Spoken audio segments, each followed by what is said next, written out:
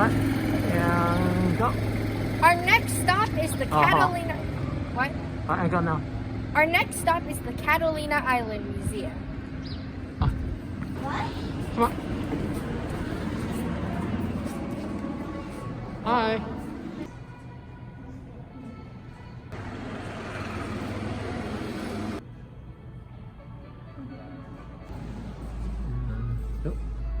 At the front desk of the museum, instead of at the front desk of the museum, the plexiglass is framed, which is kind of cool because this is art museum, so it's kind of like resembling art. Of 2016, so we're just about up on our 5-year anniversary, but the museum isn't open yet. Okay. So we filled the hallway with some Catalina pottery, so you could also see that.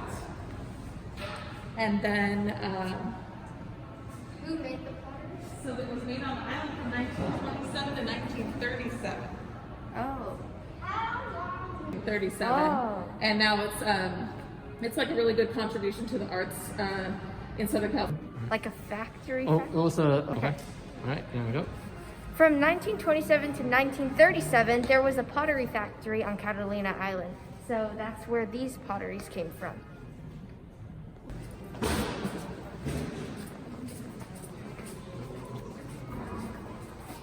And it kind of weaves you through, there's about 23 or so vignettes of Catalina history in here. We start with William Wrigley Jr. right now because really what you see and enjoy around Avalon was his vision. And so his dream for the island was that anybody who'd ever bought a piece of his Wrigley's gum should be able to come and have an island vacation. So when he first bought the island in 1919, when he built the attractions and stuff, once he got here, most of the attractions were free. Oh. He didn't really make any money off the island, but he loved it so much that he just wanted to keep people coming here, and he kept putting in lots of money. And he was a super fan of birds. So he did start a bird park in 1929, and it lasted until 1966 on the island. And it had like 8,000 different species of birds, and it was one of his favorite places to be on the island. The shape, the form from it, the aviary from it, was the first version of the casino building. And when in 1921 it was built, and then in 1928 they decided it was too small. So they took the iron framework from it, moved it up the canyon, and made it into the world's largest aviary at the time for the bird park. And then they started building the casino building that's there now, which they built in 14 months, 24-hour shifts of people working. Whoa. And they had an awesome pirate party as the opening celebration. So they had King Neptune show up on his seaplane, and he brought this little treasure chest. In there was a key to open this bigger treasure chest in front of the building. And when they opened it, this little girl popped out, and they called her Miss Catalina, and it was like the mark of a new era of Catalina. In 1925, and it was a gift from Mr. Wrigley's wife to the community, and it goes off every day, and it has been ever since then, every day between 8 a.m. and 8 p.m., every 15 minutes. So they're restoring it right now, so there's a group that's kind of doing some restoration work to it to make it even better, but this is what makes it function, basically. So when the chimes, there's these big chime bells, right? And then this is the mechanism that hits them when it's time to run the chimes. For 30 years. Oh, I didn't know that. Wow.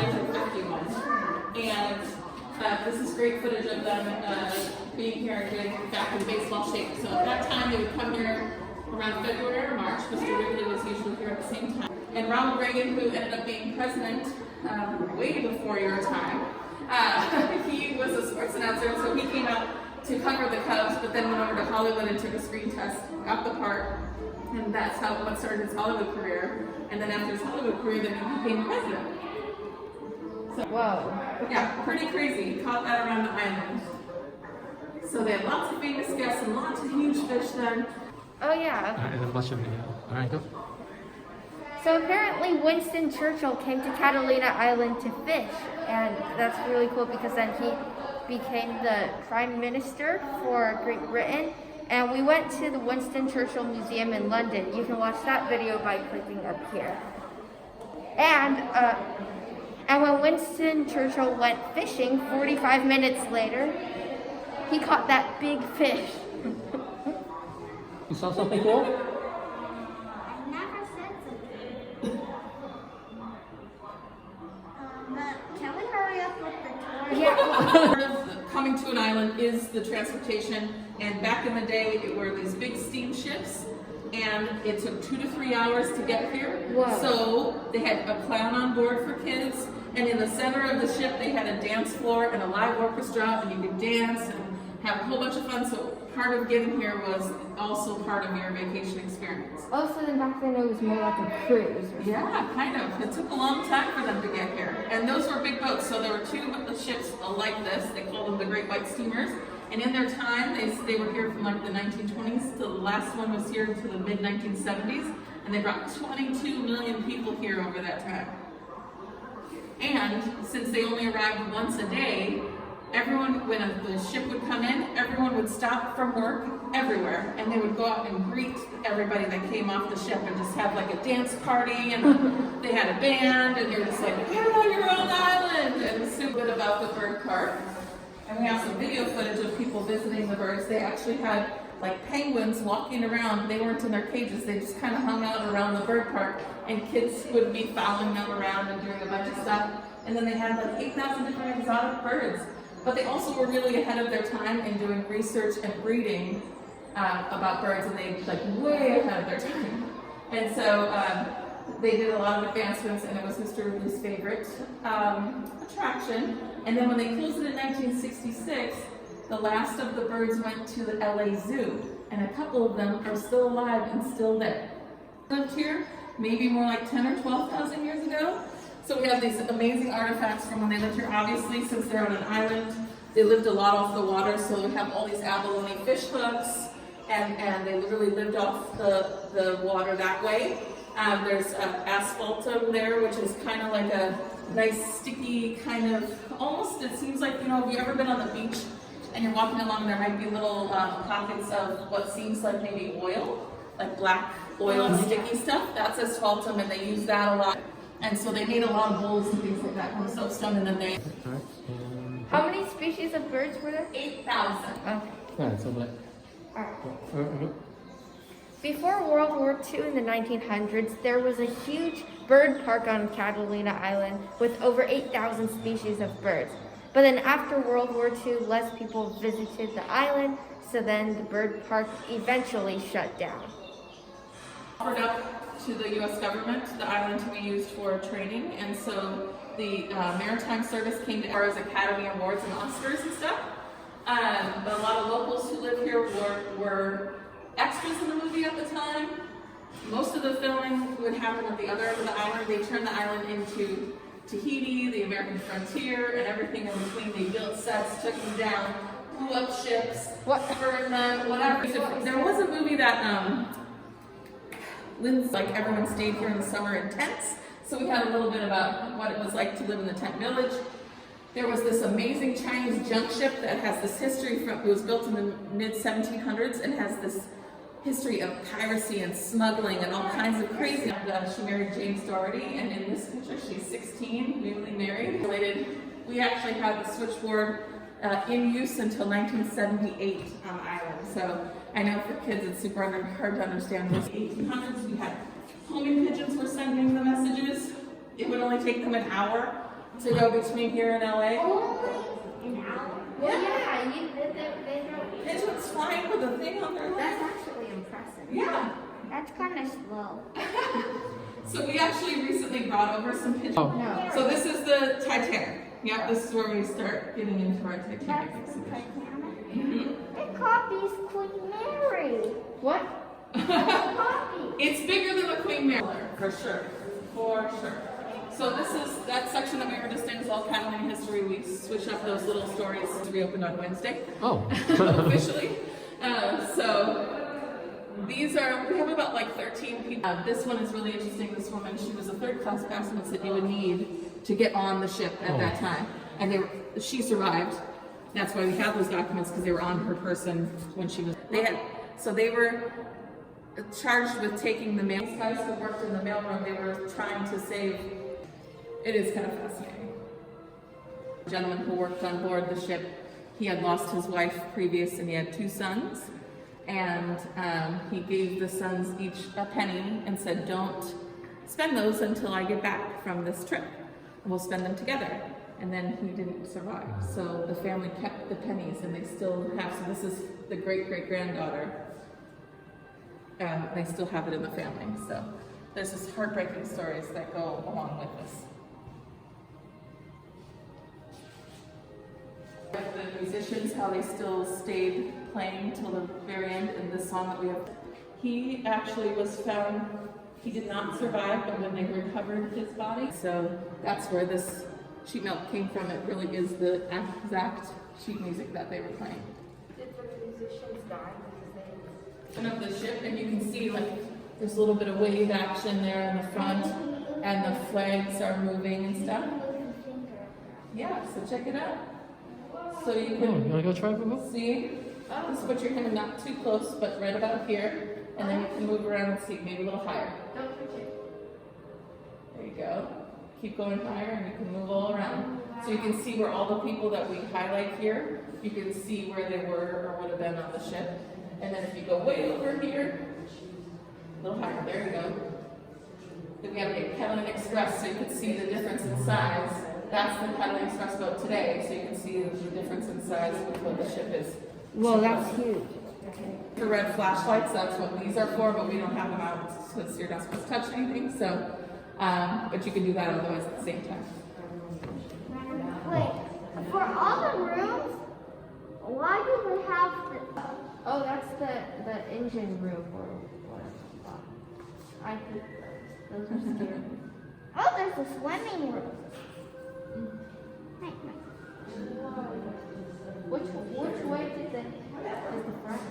That's the front.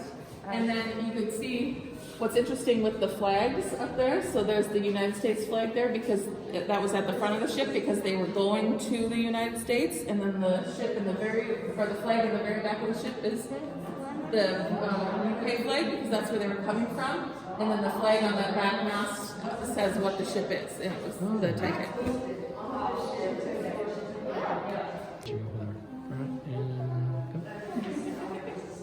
In the Titanic exhibit, there's a touchless interactive exhibit, which is great for COVID times because instead of touching it, you can hover your hand over it. And this shows, wait, hold on, show the ship. Brother. Wait, where did the other people go? Here. Where did the other people go? So I'm gonna go up, and you can see the inside of the ship. Up, this one. Whoa. Oh, that's where that guy was. Put your hand higher. There you go.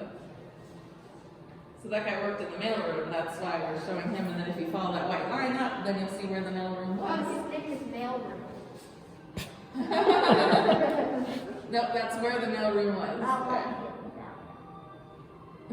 Brown. Okay. So this is called the Marconigram. So then this is the Morse code alphabet. So you can go. Yeah, so you can touch it. You can go send a message, whatever you like. There's hand sanitizer later, right? Yeah. Yes. Okay. Right outside the door. Go. Oh, that sounds horrible. Can you imagine? These are all the actual ones that were sent to the museum. So can you imagine in distress and like scared having to send that and Try SOS. Do you know what I just spelled? What? Can't move.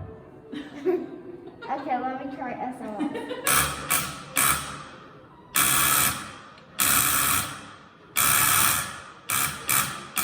Good job.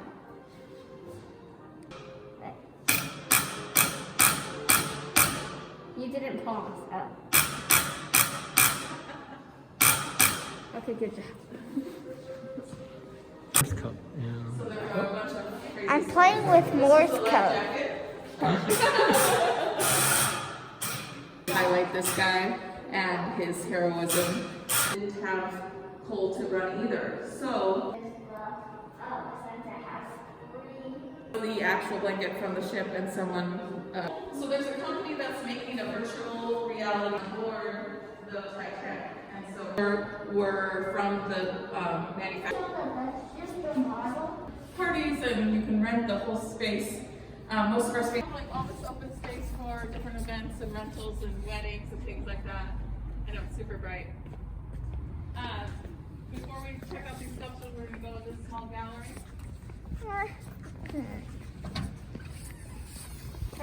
Thank you.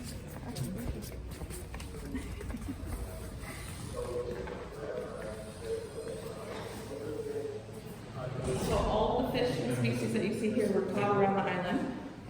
And then this process here, how he does it. And then he puts the paper over it, puts it, that's why a lot of the paper is kind of wrinkly and stuff in the frames. It's not that they're poorly framed, they're just, it's part of the process.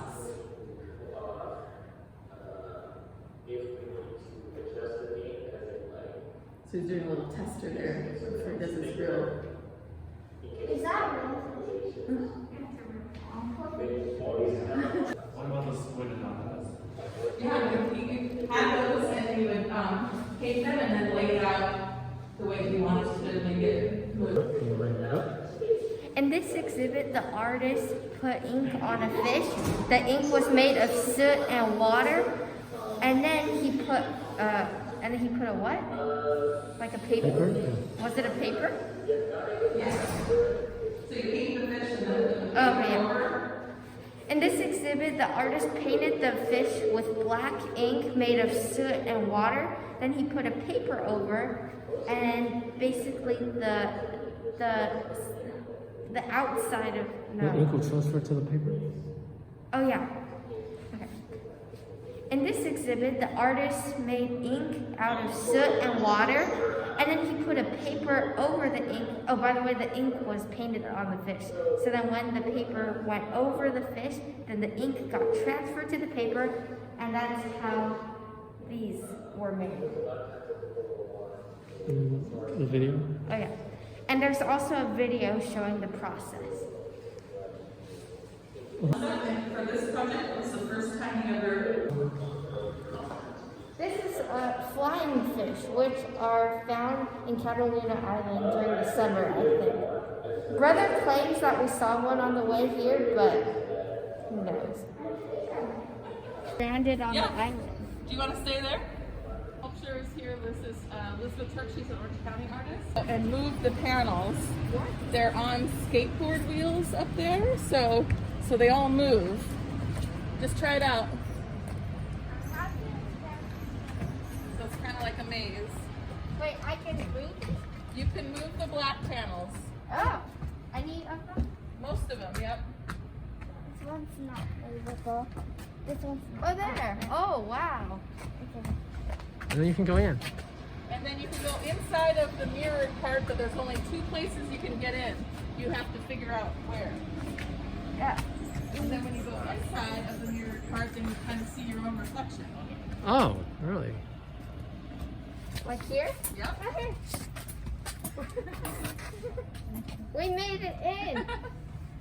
And you know what? We can't see you. Once you get in there, you really can't be seen. Wait, what?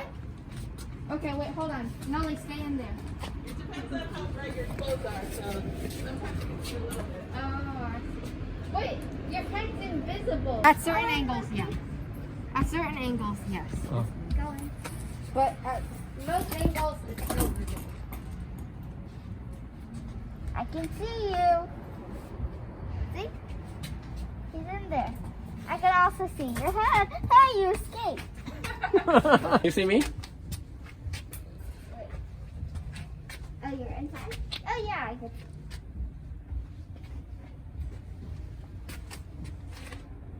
Skateboard wheels up there. Nobody told me all of them move. Almost all of them move. There's just a couple that don't. All the ones on the outside window.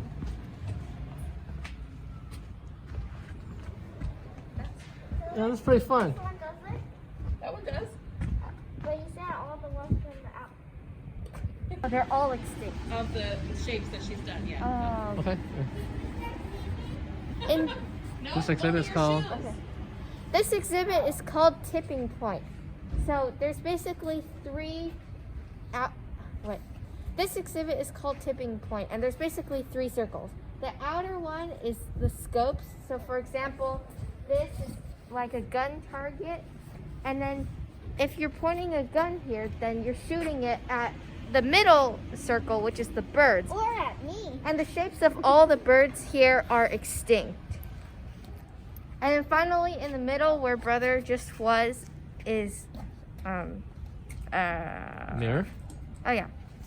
And finally, in the middle, where brother just was, is a mirror, so you can reflect and just what? And think about. Part of the solution or part of the problem? Okay. And finally, in the middle there, where brother is right now, is a mirror where you can reflect to see if you're part of the solution or part of the problem.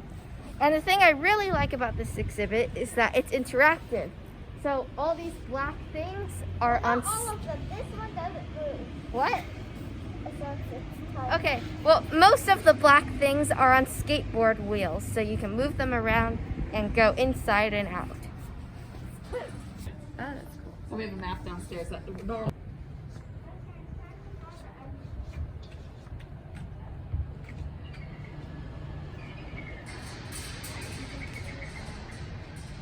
Yep, you can see down into the lobby. What? That was fun? Oh, one of the panels is stuck together. I just. All right. Are we done yet? Is that a real bird? No, I don't. Oh. Look, what's this? Oh, like that. That's the sun.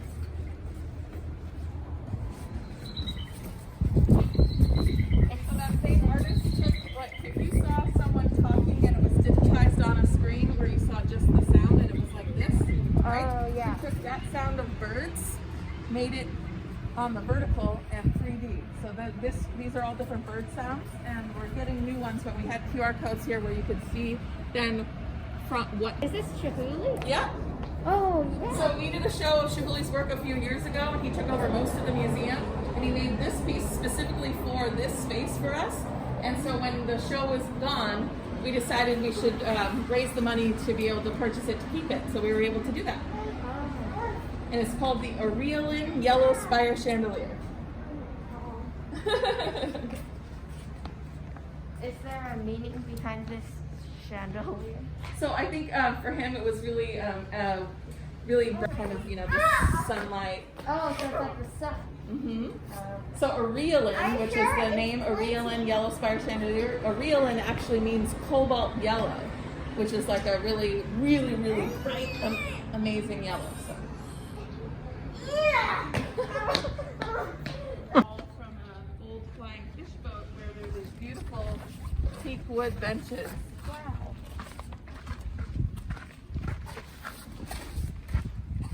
So it's kind of fun to watch a movie outside. Exhibition where this woman is an LA artist who, in the year 2000, traveled down to the seafloor. She was the first artist to see the Titanic wreckage. And then she took her watercolor set, this little tiny watercolor set, and her sketchbook and stuff, and she documented the whole trip. So it starts here when they're on the plane and goes around, and then when they were underwater, through the porthole in this 6x6 foot submersible, this is the wreckage that they saw. So this was the bow of the ship, the mast of the ship. So she documented all that, and then the show 2020 was there on that same voyage, and so they interviewed her, and they have some video footage of going down to see the wreckage as well.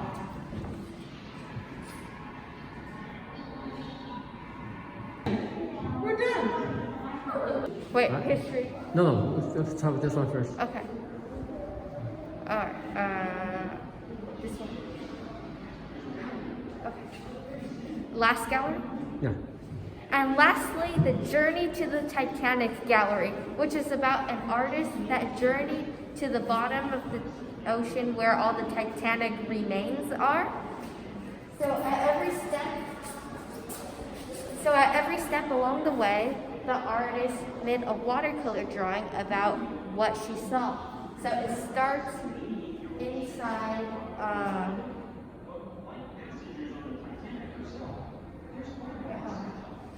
Where is it? Alright, go.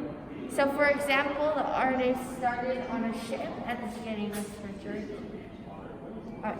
So, for example, the artist started on a ship at the beginning of the journey, and then she eventually made it to the bottom of the ocean. So this is one of the sections of the Titanic remains, and there's some more over here. Okay. Alright, go. And that's the simple watercolor set that she made all the paintings on. First, we're going to check out the history. First, we're going to check out a gallery on the history of Catalina Island. Alright. Now we're checking out. Now go. Now we're checking out the Titanic exhibit.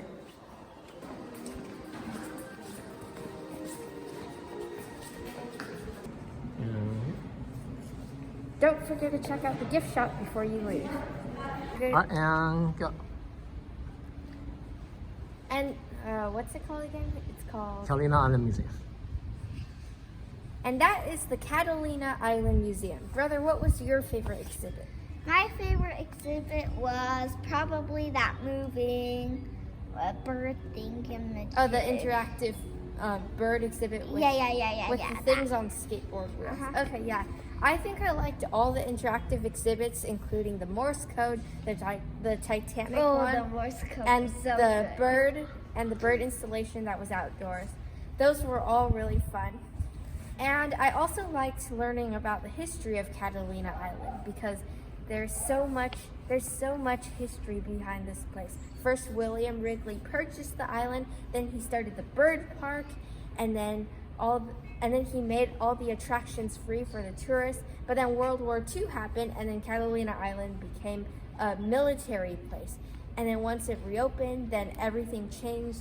There was a new casino built from the first one. And yeah, And now there's it's just so this. much history in this island, And even now though it's kind of this. small. And now it's this.